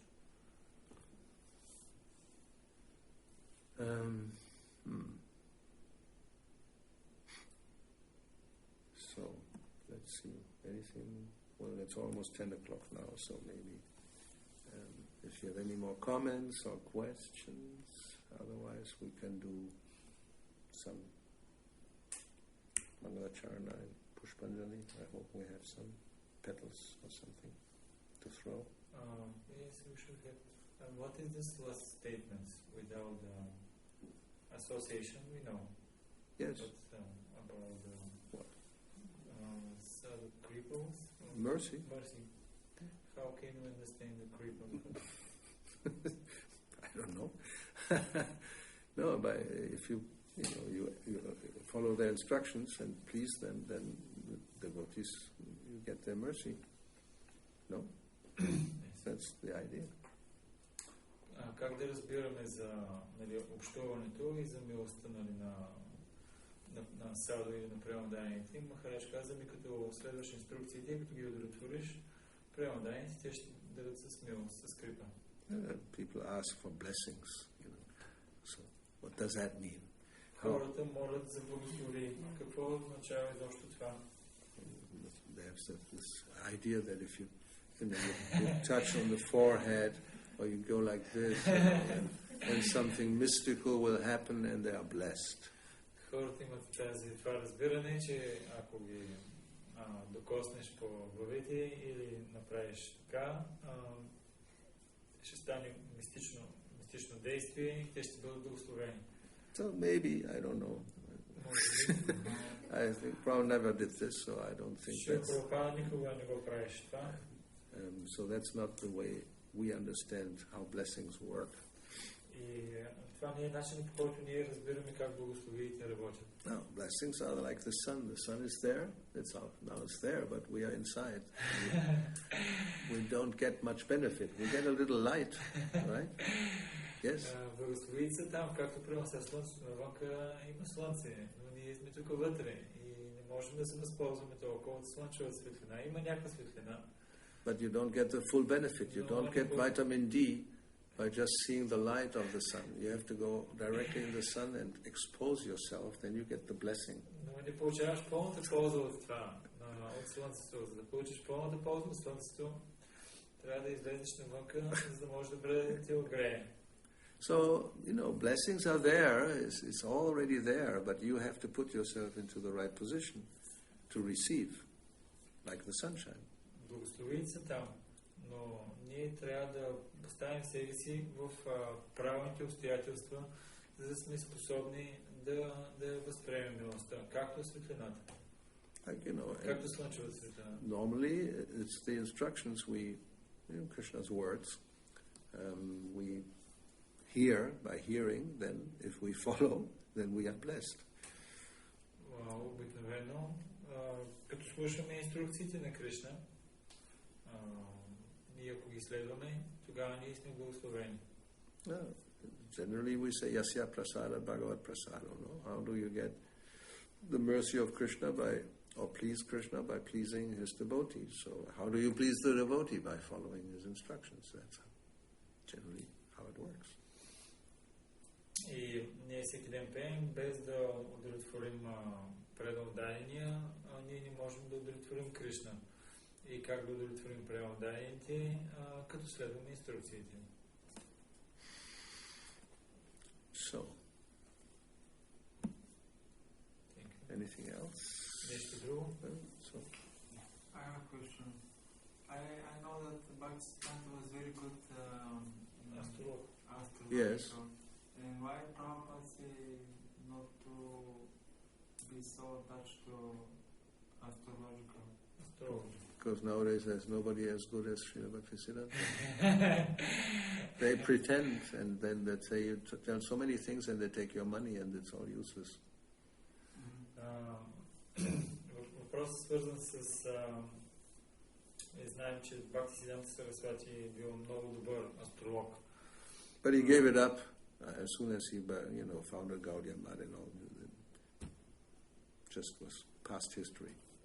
He did it in his youth for some time. Защо знаем, че бил добър астролог? Защо Прабхупада казва, че астрологията не е много за преданодайните? И Махарадж казва две неща. Първото, че никой не е толкова добър докато Бхактисиддhanта Сарасвати. Днешните астролозите казват нещо за бъдещето и просто взимат парите. Другото, което Махарадж каза, че той това го е извършвал в своята младост, когато бил млад. Когато е основал Гаудия Мат, той изостава всички тези дейности. Okay, so Srila Prabhupada ki jai, Bhaktisiddhanta Saraswati Thakur ki jai, Bhagavatam ki jai, Srila Gauravani Bhakta Vrinda ki jai, Hare Krishna.